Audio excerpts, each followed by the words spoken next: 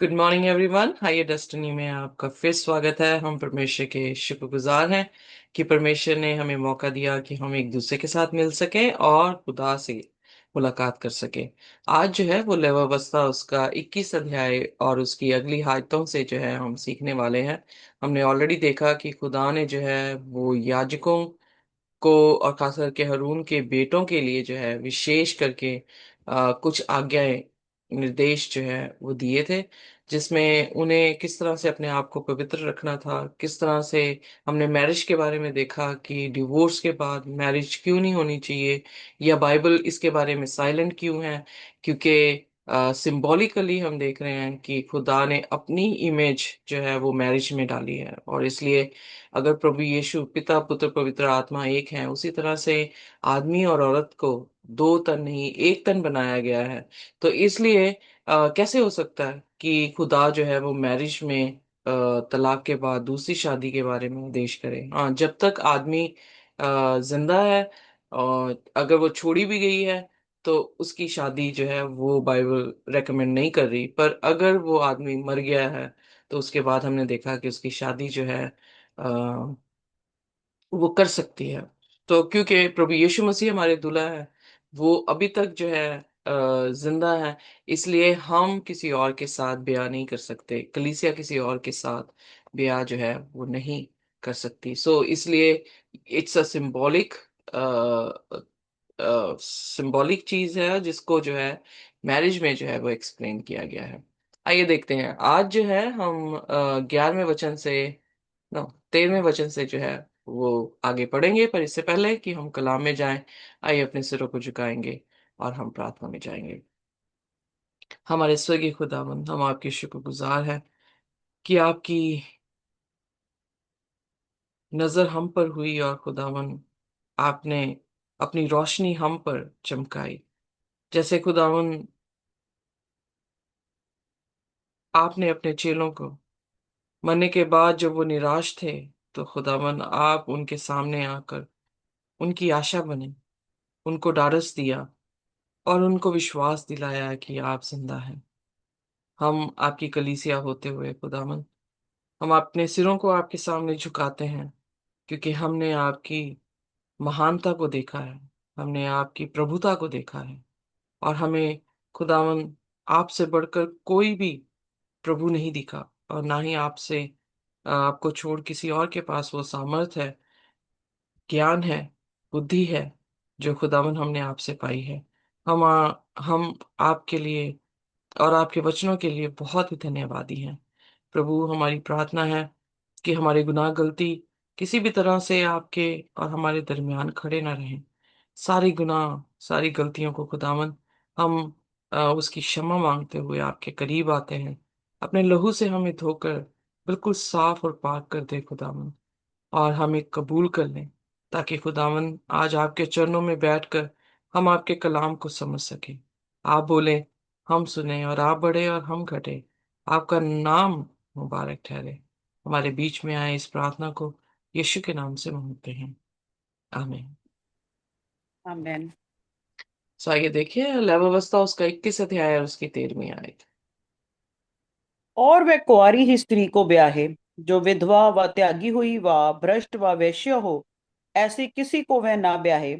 वह अपने ही लोगों के बीच की किसी कुंवारी कन्या को ब्याहे, और वह अपने वीर्य को अपने लोगों में अपवित्र ना करे, क्योंकि मैं उसका पवित्र करने वाला यहोवा हूँ। सो आमेन। यहाँ पर परमेश्वर ने एक याजक को जो है उसकी लाइफ को एक एग्जाम्पल के रूप में दिखाने की कोशिश की है, ताकि उसे देखकर पूरी कौम जो है वो अपने आप को पवित्र रख सके। जैसे घर का एक मुखिया है, और मुखिया को देखकर सारे घर के लोग जो है वैसे ही करते हैं जैसे मुखिया कर रहा होता है या आदेश दे रहा होता है। उसी तरह से जो इज़राइल थी, इज़राइल की सारी जो क्या कहते हैं गोत्र थे, वो वेदी के आसपास जो है वो बनाए गए थे। यानी 3 गोत्र जो है वो नॉर्थ में थे, 3 गोत्र साउथ में बसे थे। इसी प्रकार से चारों दिशाओं में 3-3 करके गोत्र थे, और जो बीच में खुदा का हैकल थी, उसमें जो है एक गोत्र सेवकाई में था, और वो गोत्र जो था लेवियों का गोत्र था। वेल, लेवियों को एक एग्जाम्पल सेट करने के लिए कहा गया। अगर हम पतरस की पत्री को देखते हैं, उसके दूसरे अध्याय, पहला पतरस उसका दूसरा अध्याय, वहां पर बहुत ही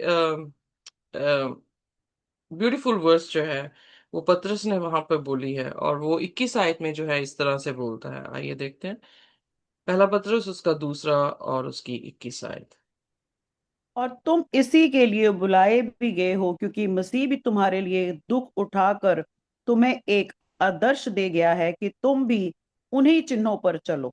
मैन, सो आमेन। यीशु मसीह हमारा अगर महायाजक है, तो उन्होंने भी क्या किया है? उन्होंने भी एग्जाम्पल एक ऐसी सेट की है हमारे लिए, ताकि हम उसके पीछे पीछे जो है वो चल सके, उसके पद चिन्हों में जो है वो चल सके। इनफैक्ट जब हम देखते हैं कि प्रकाशित वाक्य उसके 12 अध्याय में, तो वहां पर भी जो सिंबल खुदा ने वहां पर अंतिम समय की कलीसिया का दिया है, उस कलीसिया को भी जो है वो पवित्र जो है कलीसिया कहा गया है। और किस तरह से वो सूरज को ओढ़े है, किस तरह से वो यू नो पाँव के नीचे जो है वो चंद्रमा है, और ड्रैगन और शैतान जो है उसके खिलाफत में जो है वो खड़ा है। सो वहां पर हम ये देखते हैं कि एक स्त्री जो है उसका उसका एक विशेष संबंध है आदमी के साथ। और खुदा ने शुरुआत से ही इन दोनों को जो है वो बनाया है, क्योंकि वही सिंबल जो है पौलुस जो है यीशु और कलीसिया के बीच में दे रहे हैं। अब यहाँ पर जो है कुंवारी का जिक्र आया है, तो प्रकाशित वाक्य 12 अध्याय, सॉरी 14 अध्याय में हमने देखा था कि वो लोग जो 1,40,000 लोग हैं, उनको क्या कहा गया है कि वो कुंवारिये हैं। सो आइए देखते हैं प्रकाशित वाक्य उसका 14 अध्याय उसकी चौथी आयत। जी। ये वे हैं जो स्त्रियों के साथ अशुद्ध नहीं हुए पर कुंवारे हैं। ये वे ही हैं कि जहां कहीं मेमना जाता है वह उसके पीछे हो लेते हैं। ये मैन, तो परमेश्वर के नियमित पहले फल होने के लिए मनुष्यों में से मोल लिए गए। तो यहाँ पर भी जो खुदा के चुने हुए लोग अंतिम दिनों में जिनकी गिनती जो है वो दी गई है, वो भी अपने आप को क्या कर रहे हैं? गंदा नहीं कर रहे औरतों के साथ। उनकी भी एक, इसीलिए बाइबल में अगर हम देखें तो एक ही पत्नी जो है एक बिशप की जो है वो होनी चाहिए, क्योंकि वो अपने आप को क्या कर रहे हैं? गंदा ना करें। सो एक फिजिकल जो है अडल्ट्री है, एक जो है स्पिरिचुअल अडल्ट्री है। स्पिरिचुअल अडल्ट्री में भी हम अलग अलग जो है वो पेगनिज्म को या अलग अलग फॉल्स टीचिंग को, जो अलग अलग चर्चेस फॉल्स टीचिंग्स जो है वो दे रहे हैं, उनके साथ हमारा जो है संबंध नहीं होना चाहिए। यानी वो एक कुंवारी के साथ जो है वो ब्याए ब्याए जाने चाहिए, विधवा के साथ भी नहीं, त्यागी के साथ भी नहीं, भ्रष्ट के साथ। इसीलिए आप देखेंगे पलूस भी जो है ये कह रहा है, यीशु मसीह ने भी यही कहा कि जो त्यागी गई है उसके साथ जो ब्याह करता है वो व्यभिचार करता है। क्योंकि खुदा के वचन में, ओल्ड टेस्टामेंट में, ये हुक्म था याजकों के लिए कि वो कुंवारी के साथ जो है वो शादी करेंगे। इमेजिन करें कि अगर कुंवारी के साथ ही शादी जो है वो कल्चर में हो रही हो, तो कोई भी यू नो दूसरे जैसे डिवोर्स के चक्रों में नहीं पड़ेगा, या किसी और चक्रों में नहीं पड़ेगा, या फॉर्निकेशन में नहीं होगा। फॉर्निकेशन मतलब शादी से पहले अपने फिजिकल संबंध जो है दूसरे लोगों के साथ बनाने, वो नहीं करेगा। क्योंकि वो लोग जो है ऑटोमेटिकली उस समाज में क्या गिने जाते थे? वैश्या गिनी जाती थी, कि ये अपना तन जो है वो बेच रही हैं, या अलग अलग आदमियों के साथ जो है वो इस्तेमाल कर रही हैं। सो इसलिए खुदा का ये हुक्म था। पर इनफैक्ट जब हम होशे की पुस्तक पढ़ते हैं, तो होशे की पुस्तक में जो होशे था उसको खुदा ने कहा कि तू वैश्या के साथ, अपनी पत्नी वैश्या, जो उसकी वैश्या पत्नी थी, उसके साथ, गोमर उसका नाम था, उसके साथ जो है वो उसे घर वापस जो है वो लेकर आ। बहुत सारे लोग सोचते हैं कि शायद खुदा अपने हुक्म के विरोध में अब कह रहा है कि तू जो है अपनी पत्नी जो कि वैश्या बन गई है उसको वापस अपने घर में ला। यहाँ पर एक एक मोहब्बत को दिखाया गया है, यहाँ पर भी सिंबलाइज किया गया है परमेश्वर की मोहब्बत को, कि उसकी कलीसिया जिसके साथ वो ब्याही है, वो कलीसिया जो है उसे छोड़कर कहाँ जा रही है? वैश्यपने में जा रही है, फॉल्स टीचिंग्स में जा रही है। इसीलिए आप प्रकाशित वाक्य में देख रहे हैं कि वो एक ऐसी स्त्री के बारे में बयान कर रहा है 17वें अध्याय में, जो कि व्यभिचार कर रही है और व्यभिचार की मदिरा लोगों को जो है वो पिला रही है। तो 18 के 3 में परमेश्वर कह रहा है कि हे मेरे लोगों, इस बाबुल से जो है वो निकल आओ। एग्जैक्टली वही सिंबलाइज जो है वो होशे की पुस्तक में किया गया है परमेश्वर के हुक्म में, कि परमेश्वर ने कहा कि अपनी पत्नी को जो है वो वापस लेकर आओ। सो इसका मतलब हमारे मैरिज लाइफ में हस्बैंड या वाइफ किसी भी तरह से गलत संबंधों के साथ या बाहर संबंध अपने बना रहे हैं, तो इसीलिए पौलुस कह रहा है कि अगर उसे तकलीफ नहीं है तो उसको छोड़ने की जरूरत नहीं है, उसके साथ ही रहे, क्योंकि तेरी धार्मिकता के कारण जो है वो उद्धार पा सकता है। सो इसलिए यहाँ पर भी होशे की पुस्तक में भी परमेश्वर उस औरत को घर वापस लेकर आने के लिए कह रहा है। वैसे ही हमें, जो हम गलत गलत शिक्षाओं में पड़े थे, हमें वापस बाहर निकलने को जो है वो कह रहा है। सो जब शादी हो गई है तो किसी भी तरीके से जो है खुदा, इवन जब यीशु मसीह के पास फकी फरीसी आया और उन्होंने कहा कि मूसा ने हमें आदेश दिया है कि हम तलाक पत्र दे सकते हैं, तो यीशु मसीह ने उनसे कहा कि शुरुआत से ऐसा नहीं था, ये तुम्हारे ढीठ पुणे के कारण जो है ये व्यवस्था जो है वो देनी पड़ी, कि अगर कोई इंसान व्यभिचार में पकड़ा जाए तो यू हैव फुल राइट, तुम्हारे पास ये राइट है कि तुम जो है उस आदमी को छोड़ सकते हो। पर खुदा इवन इज़राइल को, जो कि व्यभिचार करता रहा है, इज़राइल को फिर दोबारा से अपने पास बुलाने की जो है आवाज देता रहा है। ही ऑलवेज कॉल देम बैक, और जब भी कभी वो मुसीबत में होते थे, खुदा को पुकारते थे, तो खुदा उनकी दुआ को जो सुनता था, जब वो रिपेंट करते थे, खुदा उनके बीच में फिर दोबारा से आ जाता था। सो लाइक एक ऐसा रिलेशनशिप है खुदा का और हमारे साथ, जो कभी टूटा नहीं जा सकता जब तक कि हम हमारी आखिरी सांस ना हो। We have we have opportunity to come back to Christ even on our last breath.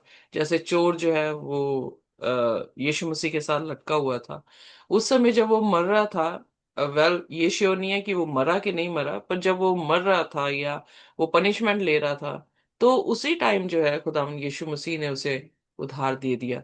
सो यहाँ पर जो भी खुदा की व्यवस्था है वो हमेशा फिजिकली भी और स्पिरिचुअली भी जो है उसको दिखाती है, आज के समय के लिए भी और आने वाले समय के लिए भी जो है इन चीजों को दिखा रही है, क्योंकि ना ही इंसान बदला है, ना खुदा बदला, ना खुदा की व्यवस्था बदली है, और ना ही खुदा की जो है वो योजना हमारी साल्वेशन की जो है वो बदली है। सो इसलिए यहाँ पर जो याजक है उसे एक सेट करना था एग्जाम्पल, जैसे यीशु मसीह ने सेट किया। खुदा उसे एक कुंवारी के साथ भी आना था। कुंवारियां, यीशु मसीह भी कुंवारियों को भी आ रहा है जो औरतों के साथ अपने आप को गंदा नहीं कर रहे हैं। सो वो विधवा नहीं होनी चाहिए, त्यागी नहीं होनी चाहिए, भ्रष्ट और वैश्या नहीं होनी चाहिए। सो ऑलरेडी मैंने आपको सारी जो है एग्जाम्पल्स दिखाई हैं कि खुदावन ने जो गलत कलीसिया है उसको किस तरह से वैश्या का रूप जो है वो दिया है, क्योंकि उन्होंने अलग अलग टीचिंग्स को जो है वो एक्सेप्ट किया है। खुदा की टीचिंग्स को छोड़कर वो अपनी ही टीचिंग्स या जो बनाई गई हैं ट्रेडिशनली उनको एक्सेप्ट कर रहे हैं। तो खुदा ने कहा कि उनके साथ जो है विवाह न करना। और यहाँ पर जो 15वीं आयत है, neither shall he profane his seed, we are, मतलब उसकी जो अंश है आने वाली, वो भी जो है अपवित्र ना हो।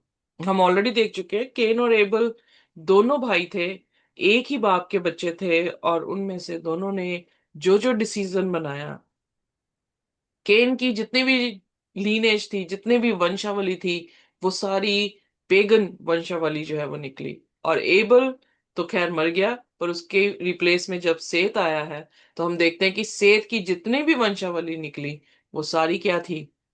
पवित्र जो है या धर्मी जो है वो वंशावली रही है।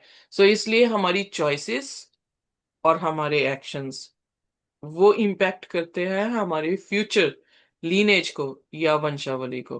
तो इसलिए खुदा ने कहा कि उसे अपवित्र ना करे, क्योंकि मैं उसका पवित्र करने वाला यहोवा हूं। सो खुदा पवित्र है, इसलिए इसीलिए पतरस कह रहा है अपनी पत्री में पहला पतरस उसके पहली अध्याय की 15वीं आयत में, 16वीं आयत में, कि जैसा परमेश्वर पवित्र है वैसे हम भी जो है वो पवित्र बने। आमेन। सो आइए 16वीं आयत पढ़ते हैं। जी। फिर यहोवा ने मूसा से कहा, हारून से कह कि तेरे वंश की पीढ़ी पीढ़ी में जिस किसी के कोई भी दोष हो, वह अपने परमेश्वर का भोजन चढ़ाने के लिए समीप ना जाए। कोई क्यों ना हो जिसमें दोष हो, वह समीप ना आए, चाहे वह अंधा हो, चाहे लंगड़ा, चाहे नकचपटा हो, चाहे उसके कुछ भी अधिक अंग हो। ओके। सो यहाँ पर खुदा ने जो है हारून से कहा कि उसकी जनरेशन में अगर किसी के पास भी कोई दोष हो तो वो क्या हो, खुदा के सामने किसी भी तरह से, वाई इज इट सो कि अगर अंधा है तो वो खुदा की सेवा नहीं कर पाएगा, या वो किसी भी तरह से डिसेबल है तो वो खुदा की सेवा नहीं कर पाएगा।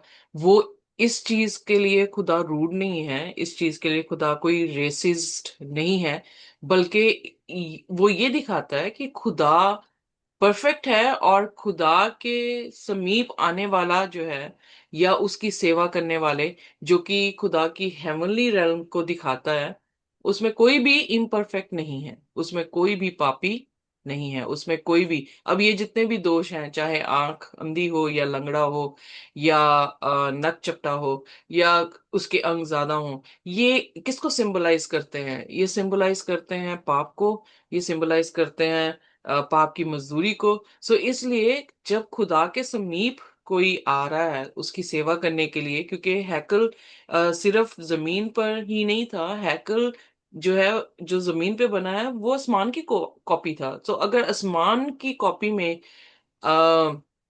सॉरी आसमान की जो वेदी है उसमें सब परफेक्ट लोग हैं, जितने फरिश्ते हैं, जितने 24 बुजुर्ग वहां पे बैठे हैं, वो सारे पवित्र लोग हैं। सो जो जमीन पे बनी है उसमें इन लोगों को आने नहीं देने की बात इसलिए नहीं था कि कोई रेसिज्म कर रहे हैं खुदा, बल्कि इसलिए था कि वो रिप्रेजेंट ना कर सके खुदा की असली वेदी को जो कि आसमान पर है, असली हैकल को जो आसमान पर है, कि वहां पर शायद जो है वो पापी लोग रहते हैं। सो इसलिए उनको कहा कि किसी भी तरह से वो लोग जो है, अगर कोई दोष उनमें दिखता है, कोई ब्लेमिश है, तो वो प्लीज मेरे समीप सेवा करने के लिए ना आए। 19 आयत प्लीज। जी। वह उसका पाँव व हाथ टूटा हो, या वह कुबड़ा व बोना हो, और उसकी आंखों में दोष हो, व उस मनुष्य की चाई व खुजली हो, या उसके अंड पिचक हो, हारून याजक के वंश में से जिस किसी को कोई भी दोष हो, वह यहोवा के हव्य चढ़ाने के लिए समीप ना आए। वह जो दोष युक्त है कभी भी अपने परमेश्वर का भोजन चढ़ाने के लिए समीप ना आए। वह अपने परमेश्वर के पवित्र और अपवित्र दोनों प्रकार के भोजन को खाए, परंतु उसके दोष के कारण वह ना तो बीच वाले पर्दे के भीतर आए और न वेदी के समीप, जिससे ऐसा ना हो कि वह मेरे पवित्र स्थान को अपवित्र करे, क्योंकि मैं उनका पवित्र करने वाला यहोवा हूँ। इसीलिए मूसा ने हारून और उसके पुत्रों को तथा कुल इज़राइलियों को ये बात कह सुनाई। सो जब हम देखते हैं कि खुदा की वेदी में मेमना चढ़ाया जाता था तो वो कैसा था? लंगड़ा था? लूला था? वो मेमना जो था वो निष्कलंक होना जो है वो बहुत जरूरी था, या उसमें कोई दाग नहीं होना चाहिए था, वो बिल्कुल परफेक्ट होना, ब्लैमिश जो है बिल्कुल नहीं होनी चाहिए थी। उसको जो है वेदी पे चढ़ाया जाता था, जो कि यीशु मसीह की छवि थी, या यीशु मसीह के आने के लिए जो है वो एक सिंबल था कि प्रभु यीशु मसीह जो कि बिल्कुल निष्कलंक होगा। इसीलिए पतरस की पत्री में वहां पर फिर दोबारा से दर्ज करते हैं। आइए देखते हैं पतरस, पहला पतरस, उसका पहला अध्याय, उसकी 19, गिव मी मिनट, उसकी हाँ जी। 18 और 19 आयत पढ़ दें प्लीज। क्योंकि तुम जानते हो कि तुम्हारा निकम्मा चाल चलन जो बाप दादाओं से चला आता है, उससे तुम्हारा छुटकारा चांदी सोने अर्थात नाश वस्तुओं के द्वारा नहीं हुआ, पर निर्दोष और निष्कलंक मेमने अर्थात मसीह के बहुमूल्य लहू के द्वारा हुआ।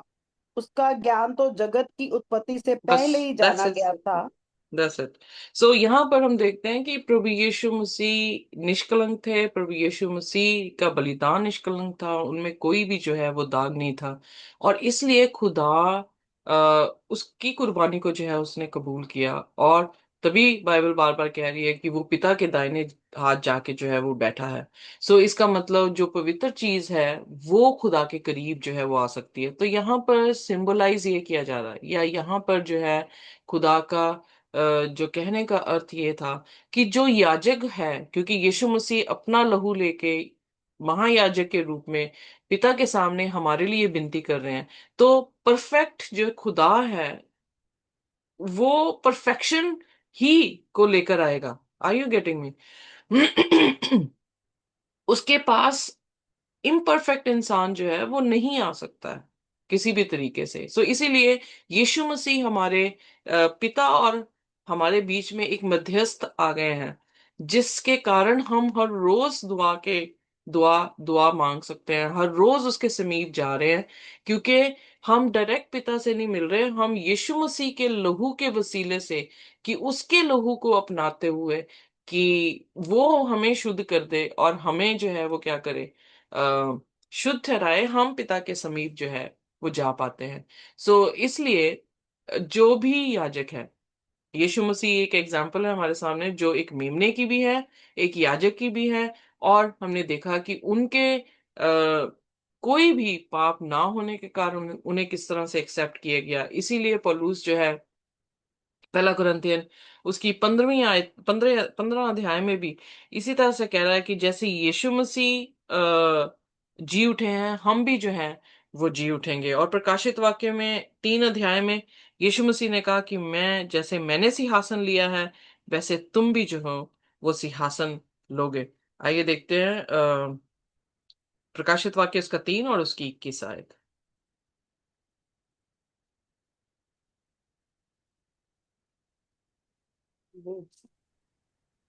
प्रकाशित वाक्य 3 और जो जो उसकी। जय पाए मैं उसे अपने साथ अपने सिंहासन पर बैठाऊंगा, जैसे मैं भी जय पाकर अपने पिता के साथ उसके सिंहासन पर बैठ गया। सो हम देख रहे हैं कि एक याजक को एग्जाम्पल कैसे ठहरनी है, एक याजक को जो है मेमना कैसे निष्कलंक देना है, और एक याजक कैसे निष्कलंक होना चाहिए जब वो खुदा के सामने लोगों के लिए विनती करने के लिए आया है। सो अगर मैं पापी हूं और मैं पापियों के लिए विनती कर रही हूं, तो क्या होगा? मैं खुदा मेरी दुआ खुदा तक पहुंचेगी नहीं। पर इसीलिए तो नीति वचन में लिखा कि खुदा धर्मी की दुआ को जो है वो सुनता है। वो कौन धर्मी है? प्रभु यीशु मसीह धर्मी है, क्योंकि इस दुनिया में तो कोई भी धर्मी नहीं। पौलुस कह रहा है कि एक भी जो है वो अच्छा नहीं।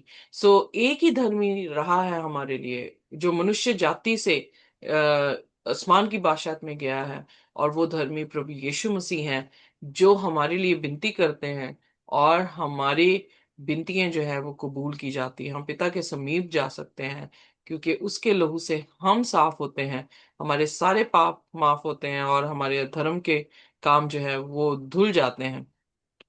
तो खुदा हमें पवित्र, प्रभु यीशु मसीह हमें पवित्र करता है, ताकि हम पिता के समीप एक दिन फिजिकली जाने वाले हैं, जो कि खुदा यीशु मसीह की दूसरी आमद के दौरान में होगा। सो इसलिए हमें आज के टाइम पर खुदा के वचन के अनुसार हम सब जो है वो क्या है, याजक हैं। सो हम अपनी जिंदगियों को एक एग्जाम्पल की तरह जो है वो सेट करें दूसरों के लिए। और हमें निष्कलंक होना पड़ेगा, हमें पवित्र होना पड़ेगा जैसे परमेश्वर पवित्र है। और अगर हम उसकी सेवा में हैं, तो हमें पवित्रताई से उसकी सेवा करनी पड़ेगी। नहीं तो वो इंसान बाइबल में जहां पर भी हमने देखा है जो पाप में था और खुदा के करीब गया, वो खत्म हो गया। सो इसलिए ऐसा ना हो कि हम अपने पापों में खुदा की सेवा करते रहें, और एक दिन खुदा जो है वो सभी को नाश करने के लिए जब आ रहा है, और उनमें से वो भी जो है वो नाश हो जाए। पर हमारे लिए ये खुशखबरी है कि हम अपनी जिंदगी को पवित्र ठहराते हुए परमेश्वर के समीप आ सकते हैं, क्योंकि यीशु मसीह ने यही वायदा हमारे साथ किया है कि अगर तुम जय पाओ तो जो सिंहासन पे मैं बैठा हूं उन्हें उस सिंहासन पे मैं तुम्हें बिठाऊंगा, जैसे मैं भी पिता के सिंहासन पर बैठा हूं। खुदा हमें आशीष और बरकत दे। आइए अपने सिरों को झुकाएंगे और प्रार्थना में जाएंगे। कोई भी जन जो है वो हमारे लिए प्रार्थना कर सकता ये हम है। प्रार्थना में चलें। Hallelujah, hallelujah, hallelujah. धन्यवाद, धन्यवाद, धन्यवाद है मेरे महान समर्थी प्रभु यीशु। ਜ਼ਮੀਨ ਅਸਮਾਨ ਦੇ ਖਾਲਿਕ ਔਰ ਮਾਲਿਕ, ਅਸੀਂ ਤੇਰਾ ਧੰਨਵਾਦ ਕਰਦੇ ਹਾਂ ਸੁੰਦਰ ਦਿਨ ਦੇ ਲਈ ਪਰਮੇਸ਼ਵਰ, ਇਹਨਾਂ ਸਾਮਾਂ ਦੇ ਲਈ, ਹਰ ਇੱਕ ਬਰਕਤ ਜੋ ਸਾਡੇ ਘਰਾਂ 'ਚ ਹੈ ਪਰਮੇਸ਼ਵਰ, ਅਸੀਂ ਤੁਹਾਡਾ ਧੰਨਵਾਦ ਕਰਦੇ ਹਾਂ ਪ੍ਰਭੂ ਜੀ। ਹਰ ਇੱਕ ਆਤਮਿਕ ਮੰਨੇ ਦੇ ਲਈ ਜੋ ਤੁਸੀਂ ਸਾਨੂੰ ਰੋਜ਼ ਆਪਣੇ ਚਰਨਾਂ 'ਚ ਬਿਠਾ ਕੇ ਪ੍ਰਭੂ ਜੀ ਦਿੰਦੇ ਹੋ, ਉਸ ਰੋਟੀ ਦੇ ਲਈ ਪਰਮੇਸ਼ਵਰ ਜੋ ਆਤਮਿਕ ਹੈ, ਜੋ ਸਾਨੂੰ ਸ਼ਾਂਤੀ ਦਿੰਦੀ ਹੈ ਪਰਮੇਸ਼ਵਰ। ਅੰਤ ਦੇ ਦਿਨ ਨੇ ਪਰਮੇਸ਼ਵਰ, ਬਹੁਤ ਸਮੇਂ ਥੋੜਾ ਹੈ ਸਾਨੂੰ ਸਾਡੇ ਕੋਲ ਪਰਮੇਸ਼ਵਰ। ਪ੍ਰਭੂ ਇਸ ਅਵਸਰ ਨੂੰ ਅਸੀਂ ਮੁੱਲੇਵਾਨ ਸਮਝੀਏ ਔਰ ਪਰਮੇਸ਼ਵਰ ਤੇਰੀਆਂ ਆਗਿਆਵਾਂ 'ਚ ਬੰਦੇ ਹੋਏ ਪਰਮੇਸ਼ਵਰ, ਇਨ ਬਿਨ ਤੈਨੂੰ ਜਾਣਦੇ ਹੋਏ, ਇਨ ਬਿਨ ਅੱਗੇ ਦੇਣ ਵਾਲੇ ਬਣ ਸਕੀਏ ਮੇਰੇ ਪਿਤਾ। ਸਾਨੂੰ ਤਿਆਰ ਕਰ ਪਰਮੇਸ਼ਵਰ ਆਪਣੀ ਆਤਮਾ ਦੇ ਦੁਆਰਾ, ਕਿ ਅਸੀਂ ਤੇਰੇ ਰਸਤਿਆਂ ਦੇ ਉੱਤੇ ਸਹੀ ਚੱਲ ਸਕੀਏ, ਸਹੀ ਮਾਰਗ ਨੂੰ ਲੈ ਸਕੀਏ ਔਰ ਉਹ ਸਹੀ ਸਿੱਖਿਆ 'ਚ ਚੱਲ ਸਕੀਏ ਪਰਮੇਸ਼ਵਰ। ਪ੍ਰਭੂ ਅਸੀਂ ਤੇਰਾ ਧੰਨਵਾਦ ਕਰਦੇ ਹਾਂ ਕਿ ਸਾਨੂੰ ਤੁਸੀਂ ਹਰ ਇੱਕ ਤਰਫ ਤੋਂ ਬਚਾ ਕੇ ਰੱਖਦੇ ਹੋ, ਚਾਰੋਂ ਔਰ ਤੋਂ ਘੇਰਦੇ ਹੋ ਔਰ ਆਪਣਾ ਹੱਥ ਸਾਡੇ ਸਿਰ ਤੇ ਰੱਖਦੇ ਹੋ। ਅਸੀਂ ਤੁਹਾਡਾ ਧੰਨਵਾਦ ਕਰਦੇ ਹਾਂ ਕਿ ਤੁਸੀਂ ਆਪਣੀਆਂ ਭੇਡਾਂ ਨੂੰ ਪ੍ਰਭੂ ਜੀ ਸਹੀ ਰਸਤਿਆਂ ਤੇ ਲੈ ਕੇ ਜਾਂਦੇ ਹੋ ਪ੍ਰਭੂ ਜੀ। ਅਸੀਂ ਤੁਹਾਡਾ ਧੰਨਵਾਦ ਕਰਦੇ ਹਾਂ ਹਰ ਇੱਕ ਪ੍ਰਕਾਸ਼ਨ ਦੇ ਲਈ ਜੋ ਵਚਨ ਦੇ ਦੁਆਰਾ ਸਾਨੂੰ ਮਿਲਦਾ ਹੈ ਪਰਮੇਸ਼ਵਰ, ਔਰ ਤੁਸੀਂ ਜੋ ਸਾਨੂੰ ਆਪਣੇ ਚਰਨਾਂ 'ਚ ਬਿਠਾਉਂਦੇ ਹੋ ਪਰਮੇਸ਼ਵਰ ਔਰ ਸਿਖਾਉਂਦੇ ਹੋ ਪਰਮੇਸ਼ਵਰ, ਅਸੀਂ ਤੁਹਾਡਾ ਧੰਨਵਾਦ ਕਰਦੇ ਹਾਂ ਪਰਮੇਸ਼ਵਰ, ਤਾਂ ਕਿ ਸਾਡੇ ਰਸਤੇ ਸਿੱਧੇ ਹੋਣ ਔਰ ਅਸੀਂ ਵੀ ਸਿੱਧੇ ਹੋ ਸਕੀਏ ਮੇਰੇ ਪਿਤਾ। ਇਸ ਪ੍ਰਾਰਥਨਾ ਨੂੰ ਮੰਗਦੇ ਹਾਂ ਪਿਆਰੇ ਬੇਟੇ ਖੁਦਾਵੰਦ ਯੀਸ਼ु ਮਸੀਹ ਦੇ ਸਮਰਥੀ ਨਾਮ ਦੇ ਵਿੱਚ, ਆਮੇਨ। आमीन आमीन। खुदा की शांति और उसका अनुग्रह हमारे साथ जब तक कि हम प्रभु यीशु मसीह को रूबरू ना देख लें, इसी तरह से बना रहे। आमीन। आमेन।